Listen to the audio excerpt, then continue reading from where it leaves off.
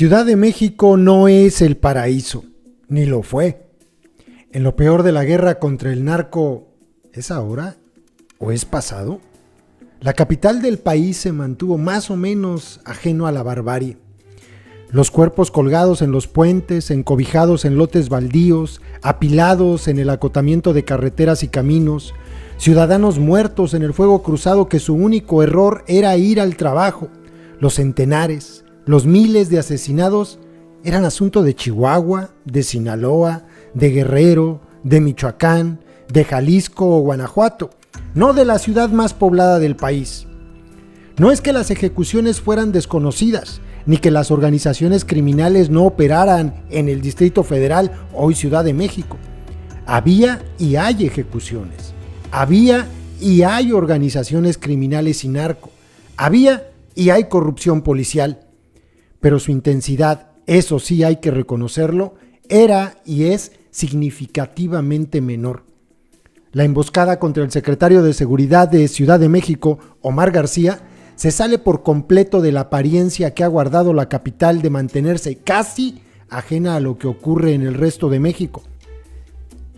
En un país profundamente centralista, es ingenuo pensar que la Ciudad de México se mantenía como el paraíso. Era justo al revés. La capital tiene conectividad que no se puede encontrar en otro lugar.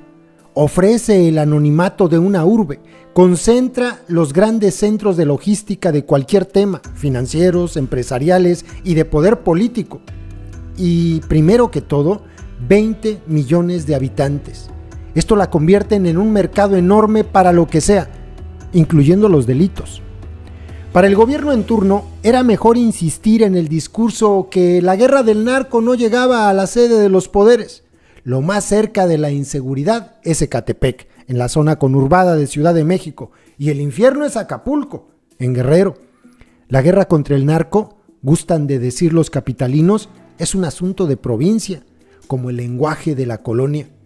Eso de Barrett, calibre 50, sicarios, camionetas blindadas, que lo entiendan en Culiacán, en Juárez, en Nuevo Laredo, pero en Ciudad de México es incomprensible. De cuando en cuando, los medios que se dicen nacionales, que opinan desde Ciudad de México, se plantean la interrogante de si las organizaciones criminales han llegado a la capital. En el cuestionamiento está la afirmación. Luego lo olvidan y vuelven a repetirse el cuestionamiento como si nada hubiera pasado. Cíclicamente se lo vienen preguntando desde que le dispararon a Paco Stanley, un conductor de televisión y humorista. Solo faltó en ese momento que se pidiera la renuncia de Cuauhtémoc Cárdenas, primer jefe de gobierno electo en la capital. El asesinato de Stanley se convirtió en uno de los más grandes fenómenos mediáticos de la historia de este país y también en un enorme hierro en la investigación ministerial.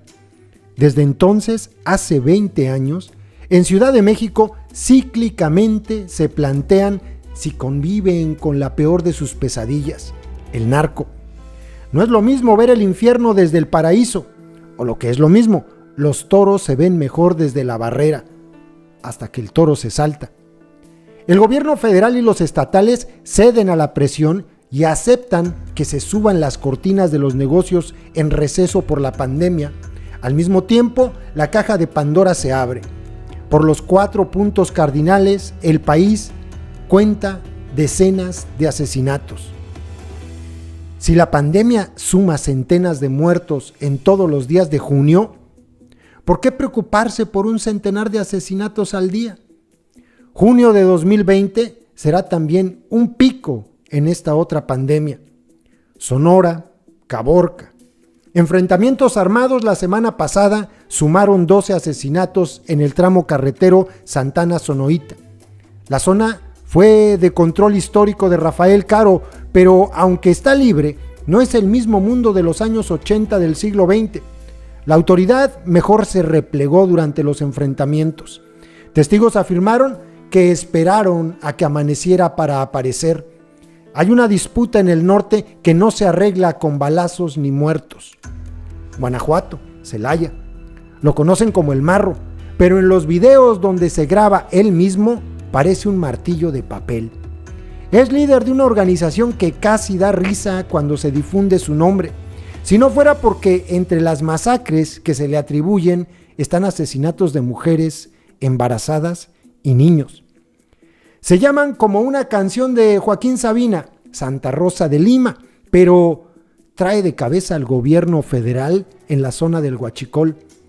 Ante la captura de algunos de sus miembros, entre ellos Familia Nuclear, responden con incendios y bloqueos, como en el Culiacanazo. Ya no hacen más que seguir el manual que hasta ahora les ha funcionado. Oaxaca. Los asesinatos en San Mateo del Mar son más que en Sonora, muchos más que en Guanajuato, los mismos que en Sinaloa. Sin embargo, la atención mediática es mucho menor. Ahí no está inmiscuido el narco, pero sí un conflicto político añejo, aunque no deja de mencionarse que podrían estar también organizaciones criminales de la zona. ¿Y dónde están?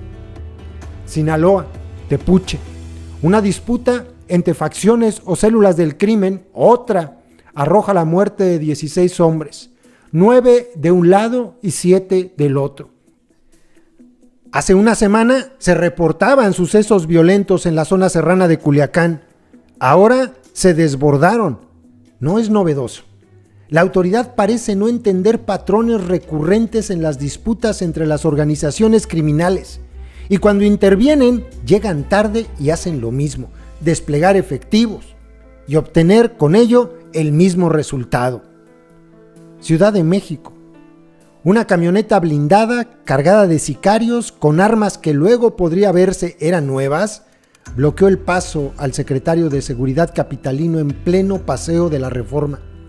Dispararon como en las guerras, mataron a una mujer que recibió de lleno los disparos. Omar García sobrevivió, pero 2 de sus escoltas no. En las crónicas podemos leer o escuchar que los pistoleros se movieron estilo Culiacanazo. Incluso la camioneta blindada, como en el Culiacanazo, estaba rotulada con el nombre de una empresa constructora para pasar inadvertida. Carlos Montemayor, una enorme ausencia intelectual en este México actual, escribió a finales de los años 90 la novela Guerra en el Paraíso. Abordó desde la ficción un tema que conocía como nadie, la guerrilla de Lucio Cabañas en el estado de Guerrero. Montemayor se refería a otra guerra y a otro paraíso. En este México no hacemos más que repetirnos.